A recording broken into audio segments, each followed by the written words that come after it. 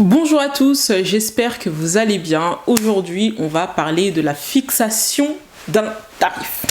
Alors, j'ai remarqué que les entrepreneurs ont beaucoup le syndrome de l'imposteur, comme on appelle et qu'on entend partout maintenant, où ils ont du mal en fait à fixer un prix parce qu'ils pensent qu'ils ne sont pas légitimes en fait à fixer ce tarif-là. Alors, du coup, moi, je vais vous donner quelques conseils dans cette vidéo pour fixer vos tarifs étape par étape. Alors déjà, première chose, pourquoi j'ai voulu faire cette vidéo aussi, c'est parce qu'en fait j'étais tombée sur la vidéo YouTube d'un jeune homme qui en fait lui, alors ça faisait à peu près 2 ans qu'il avait sa chaîne et en fait si vous voulez, la chaîne se développe plutôt bien, franchement là il est vraiment en mode, voilà, ça se développe vraiment bien, ça augmente bien, que ce soit en nombre de followers, etc. Et en fait, comme c'est le début, il propose en fait, pour vous resituer dans le contexte, des coachings pour les hommes, en fait pour les aider en fait dans leur relation amoureuse, quoi. Donc des coachings, on va dire love, des coachings pour permettre aux hommes, voilà, de réussir avec les femmes, voilà. Et il proposait ces coachings à 10 euros. Alors il faut savoir que déjà dans la prestation de service, en principe, je parle donc de la prestation de service intellectuelle, pardon, en principe il faut être minimum à 50 euros de l'heure. Du moins, c'est la moyenne sur le marché des prestataires de services intellectuels. Et proposer 10 euros de l'heure, c'est genre un SMIC. Sachant qu'en plus, c'est du brut. Si tu retires les charges, tu mets combien dans ta poche? À part si tu fais ça au black. Mais même au black, tu ne peux pas faire 10 euros de l'heure. Les amis, quand vous fixez vos tarifs, je sais, oui, vous vous lancez, vous ne voulez pas faire des prix trop élevés et souvent la stratégie c'est faire les prix les plus bas pour espérer avoir beaucoup de clients. Sauf que là vous êtes dans le mindset de Samsung. Samsung fait beaucoup plus vend plus de téléphones que Apple et pourtant c'est Apple qui fait plus d'argent parce que les téléphones sont beaucoup plus chers. Donc vraiment, en toute sincérité, 10 euros, c'est pas possible, à un moment donné, voilà. Et pourquoi je dis ça aussi, c'est parce que j'avais une cliente qui, elle, on était en train en fait de fixer ses tarifs, donc on a calculé le coût de revient, etc. Et on a appliqué le coefficient multiplicateur lié à son secteur d'activité. Et donc le résultat nous faisait un certain prix. Et puis elle me dit, ah non, c'est trop cher, moi je veux pas, je vais faire moins cher, comme ça j'ai beaucoup de clients. Sauf que vous oubliez que plus vous avez de clients et plus vous avez de clients et plus vous devez donc fournir du travail. Derrière, il y aura peut-être plus de logistique.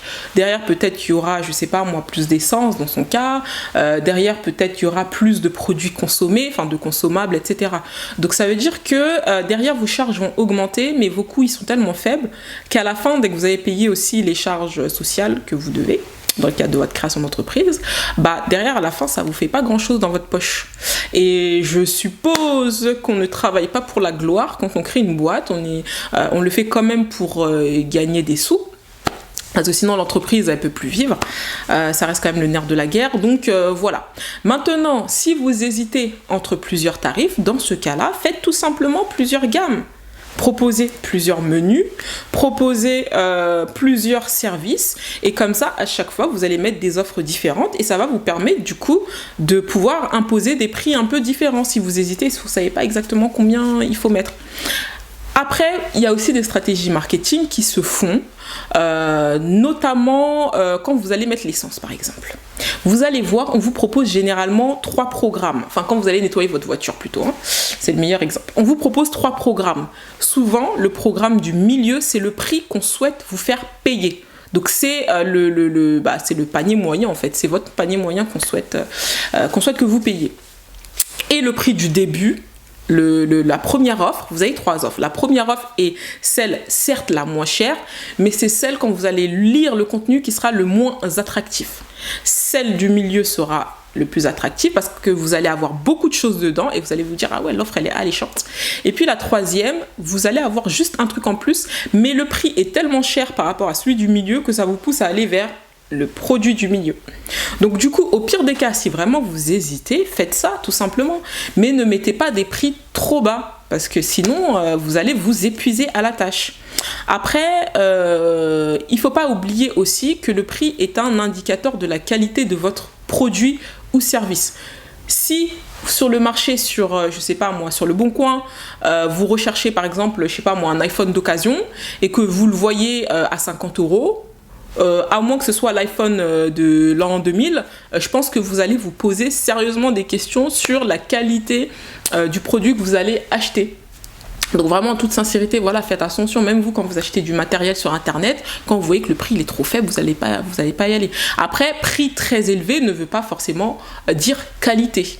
Donc ça c'est clair, mais tout ça pour vous dire que voilà, quand vous faites des prix trop bas aussi, c'est bizarre. Ça attire les soupçons, on va dire. Maintenant, si vous faites des prix aussi beaucoup trop élevés, il faut pas oublier que vos prix sont censés augmenter chaque année. Petit à petit, vous allez faire augmenter vos tarifs, évoluer vos tarifs. Donc du coup, lorsque vous lancez, ne faites pas non plus des prix trop mirobolants. Pourquoi je dis ça? Parce que j'ai déjà vu des prestataires de services qui n'avaient pas encore prouvé leur expertise. Le client ne vous connaît pas encore, il n'a pas encore tout à fait confiance. Donc n'arrivez pas sur le marché avec des prix trop élevés parce que vous allez galérer à trouver de la clientèle. Et pour la petite histoire, à un moment donné, je cherchais en fait, j'avais vu une personne en fait sur les réseaux sociaux qui était donc community manager et qui proposait des mini coachings. Et moi en fait, j'avais besoin juste de connaître les applications parce que je connais déjà plein. Parce que niveau réseaux sociaux, voilà, je suis très avancée, je connais bien, etc., etc. Mais moi, je voulais voilà juste connaître les applications qui étaient utilisées par cette personne. Et donc je lui ai demandé, je vais m'informer juste ses tarifs. Et elle me dit en fait que ça coûte 265 15 € 1h30. 1h30 de coaching. Donc moi je lui ai expliqué que j'avais pas forcément besoin d'un coaching d'1h30, j'avais vraiment besoin plus un peu de savoir les différents outils qu'elle utilisait, etc. Bon, après elle a jugé que 275 € 1h30 c'était son tarif. Moi je juge pas son tarif et j'ai jamais eu de problème avec ça. Je lui ai tout simplement répondu, je voulais pas la laisser en vue. Je lui ai dit écoute, ton tarif ça me convient pas forcément parce que c'est vrai que moi c'est pas ça que je veux. Et c'est vrai que je voyais pas forcément la valeur de payer des applications à 275 € quoi. Donc donc moi j'ai tout simplement voilà, et pourtant c'est pas le tarif, le problème ne venait même pas du tarif parce que en soi j'ai payé des prestations beaucoup plus chères en termes de formation. J'ai déjà payé des choses beaucoup plus chères, donc en soi c'est pas tant son tarif qui était dérangeant, c'est plus en fait je voyais pas la valeur dans son produit et je voyais pas pourquoi en fait ça coûtait ça. Donc soit elle aurait dû m'expliquer tranquillement au lieu de se fâcher parce que du coup elle s'est fâchée. Oui, je mets le prix que je veux, blabla. Moi je lui dis oui, mais quand tu lances ton activité, tu peux pas faire des prix non plus trop excessifs parce que moi je connais pas exactement la qualité de ton travail, etc. Après ça c'était mon avis, mais maintenant elle place les tarifs qu'elle voulait. Mais bon, tout ça pour dire que du coup, voilà, si vous avez un client qui ne voit pas la valeur dans votre prestation, expliquez-lui tranquillement, mais ne vous fâchez pas. Si elle m'avait peut-être expliqué tranquillement pourquoi elle avait mis ce tarif-là, parce que moi, j'y voyais pas de valeur, parce que je voulais juste 2-3 applications. À mon avis, en plus, j'allais faire le rendez-vous avec elle. Je pense que 95% de ce qu'elle m'aurait dit, je connais déjà, parce que comme je dis, je suis bien avancée sur les réseaux sociaux, même très bien avancée. Mais voilà, c'est toujours bien d'avoir des petits tips en plus. Voilà, on n'a jamais la science infuse. Donc voilà, du coup, voilà, elle s'est énervée, etc. Donc moi, ce que je recommande, c'est quand vous vous lancez et que sur le marché, vous devez en fait asseoir votre expertise. De mon point de vue, c'est pas le moment de faire des tarifs excessifs. Après, excessif, tout est relatif. Aussi, d'ailleurs, si vous lancez votre activité, vous savez pas aussi quel prix mettre, vous pouvez aussi tout simplement faire des études qualitatives et demander aux gens le prix maximum qu'ils seraient prêts à mettre pour votre prestation. Et d'ailleurs, quand vous faites aussi des études qualitatives, ce que vous pouvez faire pour faire tester aussi votre offre, et donc pouvoir utiliser justement tous les éléments de communication, les avis, les photos, les avant-après que les testeuses ou les testeurs vont vous transmettre à la suite de cette phase de test. Vous pouvez tout simplement proposer aussi des tarifs attractifs. Vous n'allez pas forcément proposer le vrai tarif que vous allez proposer une fois que vous serez lancé, mais un tarif quand même attractif, mais un tarif quand même. Parce que c'est vrai que si vous faites ça gratuit, les gens ont tendance à pas faire les choses très sérieusement et à pas forcément s'impliquer. Après, vous avez aussi le choix de faire ça gratuit aussi, avec quelques personnes pour tester et puis donner votre retour et puis améliorer aussi votre offre, c'est important. Il faut tester, apprendre, améliorer. Pour finir, lorsque vous lancez, ne faites pas des prix trop bas, mais ne faites pas des prix trop excessifs non plus, parce que derrière, n'oubliez pas que vos prix vont augmenter avec le temps. Mais en tout cas, voilà, donnez de la valeur à votre produit, donnez de la valeur à votre service grâce à un prix qui va être cohérent. Donc voilà, sur ce, n'hésitez pas à laisser un commentaire. J'espère que cette vidéo vous aura aidé, vous aura éclairé, et vraiment, ayez confiance en votre produit. Ayez confiance en votre service.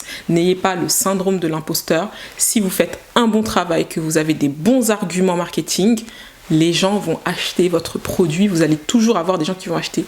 Et ne faites pas attention aux personnes qui vont vous dire « ouais, c'est trop cher, ouais, ceci, cela ». Dites-vous qu'il y aura toujours des personnes qui vont acheter. Ne vous inquiétez pas. Merci d'avoir visionné cette vidéo et puis on se dit à la prochaine.